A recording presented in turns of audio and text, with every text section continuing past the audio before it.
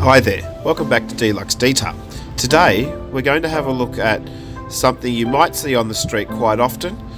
It may be one of your cars. This is a four-wheel drive that has clearly been used as a four-wheel drive. It gets driven through the bush, it gets bumped into things, and these are what you would call bush stripes. Now, you can wash this car as many times as you like, you can hand polish it, but what will not come off are all the scratches, the hundreds and hundreds and hundreds of scratches that you can see on the footage on this car. The first thing we need to do with a vehicle like this is get it clean, have it clayed to get the paint back to being nice and smooth, and then we can start working on the scratches themselves. This car was actually a full detail, and the footage you're seeing here is of the inside.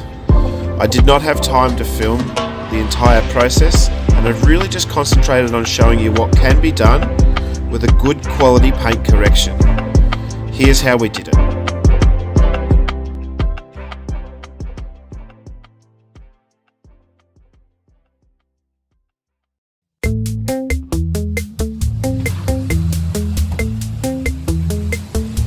What you're seeing here is one of my rotational buffs. Now this process is not new age, but what it does do is get out deep scratches. The random orbital buffs that you do see in many videos of mine are very good at taking out scratches, but when you're dealing with such a high volume and a high concentration of heavy marking in paint, this machine is the real answer. The S3 Gold product that I'm using does diminish, so this film has been clipped a few times as we keep adding product to the painted surface.